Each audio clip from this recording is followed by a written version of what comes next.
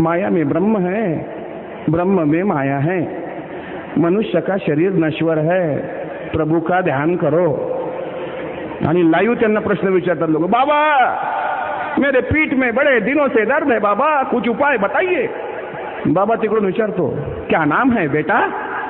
बाबा मेरा नाम तो रमेश है. तुला रास्ते की हो? हाँ बाबा. गोलगप्पे खाते हो? हाँ बाबा. कितने खाते हो? 4-5 खाते तो हूँ बाबा. कौन से चटनी के साथ खाते हो बेटा? बाबा लाल रंग की चटनी के साथ खाता हूँ. तुला रास्ते के लिए लाल रंग की चटनी हानिकारक है, गोलगप्पे कल से हरे रंग की चटनी में खाया करो तथास्तु. हे सांगायचे 1 लाख रुपये आमच्या देशात घेणारे बाबा आहे. त्यांची प्रॉपर्टी पण निर्मल बाबाची 10 वर्षाची प्रॉपर्टी 30,000 कोटी रुपये झालेली आहे. हे सांगण्याचे निव्वळ फालतूपणा. हे सांगितलं का आमच्या संतांनी? तुकाराम महाराजांनी उलट सांगितलं, सांगो जानती शकून भूत भविष्य वर्तमान याचा आम्हासी कंटाळा पाहू नावडती डोळा. रिद्धी सिद्धीचे साधक वाचा सिद्धी होती एक, तुका म्हणे जाती पुण्यक्षय अधोगती. जी लोक भूतकाळ भविष्यकाळ वर्तमान काळ भटाबामनाकडे जाऊन पाहतात त्यांच्या पुढच्या पिढ्या बर्बाद होतात. हे 400 वर्ष अगोदर जगद्गुरु तुकारामांनी सांगितलेलं आहे. आमची लोक रामपाल बाबा या देशामध्ये 1 लिटर आंघोळीचं पाकिट घेऊन जायच्या महिला, ज्यांनी 50-50 हजार 1-1 लाख रुपये भरले, आणि जायच्या कोण प्रचंड पैशावाल्या महिला. 1 लाख रुपये घेऊन गेले की 1 लिटर दुधाचं पाकिट मिळायचं आणि ते दूध बाबाच्या अंगावर ओतलं जायचं आणि बाबाला एका सोन्याच्या एका तबकामध्ये उभं केलं जायचं. बाबा डायरेक्ट झोपेतून उठून डोळे सोडत सोडत लोक त्याला उठून आणायचे. बाबा तुम्हाला शाही स्नान आहे. आणि शाही स्नान पाण्यानं करत नव्हता, दुधानं करत होता. इकडे अमरावती जिल्ह्यातल्या मेळघाटामध्ये मुलांना प्यायला दूध नाही, कुपोषणानं मरतात तिकडे गोरगरिबाची मुलं. पण या देशातले बाबा 100 लिटरच्या दुधाने आंघोळ करतात. 100 बायांचं सत्संग, प्रत्येक बाई 1-1 लिटर दुधाचं पाकिट घेऊन जायची. बाबाच्या अंगावर दूध टाकलं जायचं. बाबा डायरेक्ट झोपेतून उठून त्या तबकात ठेवला जायचा. बाबाचा शौचालयाचा आणि बाथरूमचा संडासचा काही संबंध नव्हता. बाबा तिथं जायचा, 1-1 लिटर ते दूध टाकलं जायचं. आता थंड गरम पाणी अंगावर पडल्यानंतर झोपेतून उठल्यानंतर 3-4 मिनिटानंतर युरिन बाहेर शरीराच्या पडतं, हा निसर्गाचा नियम आहे. आणि तो बाबा दूध अंगावर पडल्यानंतर तो बाबा 5 मिनिटानंतर आपण एक ग्राह्य धरू त्याच्या शरीरातून युरिन बाहेर पडत असेल. बाबांनी काही पहिल्या दिवशी पंचपक्वान्न खाल्ली असतील त्या दुधाच्या धारेमध्ये, त्याच्या शरीरातली विष्ठा सुद्धा त्या दुधामध्ये.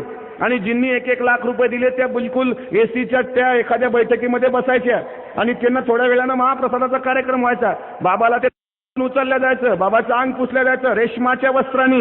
आणि 100 लिटर दुधामध्ये बाबाची सू, बाबाची शी, दुधाचा पांढरा रंग पिवळा झालेला, आणि ते पाकखान्यात नेऊन त्यात 10 किलो साखर आणि ते दूध घोटल्या जायचं, ते घट्ट केलं जायचं आणि त्याची खीर. आणि जिने 1-1 लाख रुपये दिले तिला दिल्या जायची आणि त्याही बाबाचा प्रसाद म्हणून गुमान घेऊन घ्यायच्या. आणि जेव्हा लहान मुलं म्हणायची पप्पा ये तो खट्टा लग रहा, तेव्हा त्याची माय म्हणायची बेटा ये बाबा का तीर्थ है और बाबा के तीर्थ की कभी चिकित्सा नाही करते, टिंगल करत नसतात. हे धर्माच्या नावावर खाल्लं पाहिजे. आपल्या देशात, ज्या देशात गाडगे बाबा नावाचे बाबा झाले त्या देशातला हा खिळसवाना प्रकार आहे, लक्षात घ्या. ज्या गाडगे बाबांनी आयुष्यात कधी सत्संग केला नाही, ज्या गाडगे बाबांनी गोरगरिबाच्या बुंदी जिलेबीच्या पंक्ती उठवल्या पण बुंदीचा घास कधी तोंडात घेतलेला नाही. स्वतःची बायको कुंताबाई हिची झोपडी जडाली तर बाबांनी पेढा तोंडात टाकला होता. गाडगे बाबांचा एकुलता एक मुलगा गोविंदा गेला, ते गाडगे बाबा लोकांना म्हणायचे ऐसे गेले कोट्यानुकोटी. स्वतःच्या मुलाच्या नावावर गाडगे बाबांनी धर्मशाळा केल्या नाहीत. काल पंढरपूरला होतो, गाडगे बाबांच्या धर्मशाळेचं नाव आहे मराठा धर्मशाळा. गाडगे बाबांची जात ही परीट आहे, पण गाडगे बाबांनी धर्मशाळेचं नाव हे समूहवाचक दिलेलं आहे मराठा. स्वराज्यासाठी जो लढतो असा जो तो मराठा. म्हणून स्वतःला एक लक्षात घ्या, जी लोक स्वराज्यासाठी लढली ती टोटल मराठी आहेत. आणि गाडगे बाबा सुद्धा स्वतःला छत्रपती शिवरायांचा एक मराठा म्हणून घेतात, म्हणून त्यांच्या आश्रमशाळेचं नाव आहे मराठा. म्हणून मराठा बोर्डिंग गाडगे बाबांनी उघडलं. ते गाडगे बाबा 63 धर्मशाळा बाबांनी बांधल्या. एकाही धर्मशाळेत सत्संग न करणारे बाबा जेव्हा आमच्या सुशिक्षित अडाण्यांना सांगतात घर बांधता का नाही जी, घराला पैका कोण लावते जी, गाडगे बाबा प्रश्न उत्तर करायचे, विचारायचे लोकांना, का रे देव विकत आणला का रे? हो. विकत आणला का फुकट रे? लोक म्हणे बाबा विकत आणला. मग गाडगे बाबांना देव विकत भेटते का रे? लोक म्हणे नाही जी. मग विकत कस काय आणला? आणला बाबा आणला. मग देवाची आंघोळ घातली का रे? हो. देवळाचं देऊळ कोण बांधलं रे? बापा गवंड्यानं बांधलं. गवंड्याची कधी सत्कार केला का रे? हा हा बाबा. का रे? कारण तो शूद्र आहे. बरं ठीक आहे. देवळाला वर्गणी कोण दिली रे?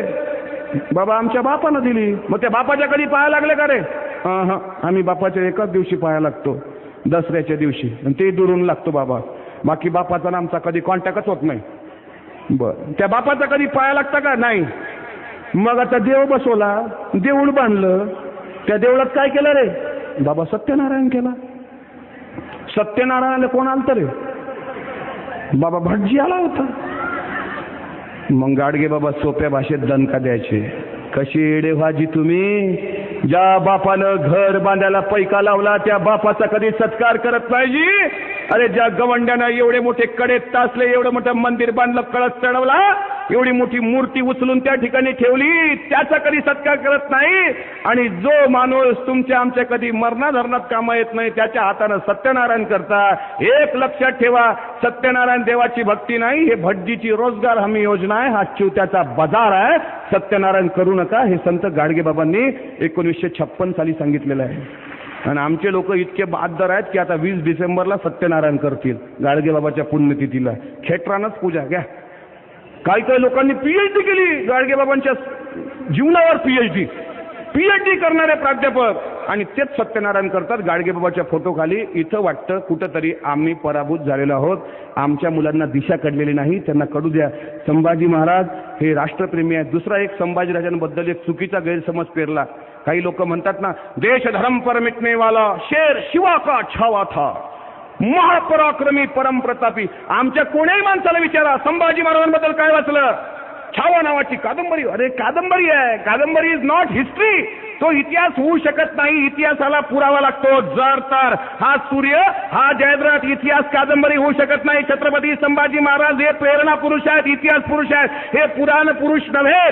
छत्रपती संभाजीराजांनी देशमस्तकी धरलेला आहे. छत्रपती संभाजी महाराजांचं राष्ट्रप्रेम आहे, लक्षात घ्या. आणि ज्या लोकांनी संभाजी महाराज रगेल आणि रंगेल, आमची भावना इथं दुखली पाहिजे. बाजीराव मस्तानीचा थोडा खरा इतिहास संजय लीला भन्सालींनी मांडला तर मेघा कुलकर्णी नावाची बाई मुख्यमंत्र्याकडे जाऊन निवेदन देते आणि तात्काळ मुख्यमंत्री ऍक्शन घेतात की बाजीराव मस्तानी या चित्रपट बंद पडावा. का तर काशीबाई नावाची बाई नाचलीच नव्हती बाजीरावासोबत, म्हणून हा चित्रपट बंद पडावा. हा खोटा इतिहास आहे. आमचा प्रश्न विद्यमान, अगदी चॅनलच्या समोर बोलतोय मी, विद्यमान महाराष्ट्राच्या मुख्यमंत्र्यांना आमचा हाच प्रश्न, छत्रपती संभाजीराजांचे उपासक म्हणून, एक संभाजी भक्त म्हणून, एक शिवभक्त म्हणून आम्ही हेच विचारतो, ज्या संभाजीराजांनी एका स्त्री व्यतिरिक्त संसार केला नाही, त्या संभाजीराजांच्या जीवनात नसणारी कमळा हिच्यावर थोरातांची कमळा नावाचा चित्रपट काढला. संभाजीराजांची बदनामी झाली तेव्हा तुम्ही ऍक्शन का घेतली नाही? अरे जो चुकीचा इतिहास पुरंदरे सारख्या विकृत इतिहासकारांनी समाजाच्या माथी मारला राजा शिवछत्रपती कादंबरीमधून, सर्व लोक बोवलली पोट तिरकीतून, अगदी मालेगाव असेल, नाडोंगरी असेल, तुमचं नांदगाव असेल, इथून प्रत्येक ठिकाणी ग्रामपंचायतचे ठराव घेतले. 47,000 ग्रामपंचायतीनं ठराव दिले. सर्वांनी त्या ठिकाणी पाठपुरावा केला. रामदास आठवले असतील,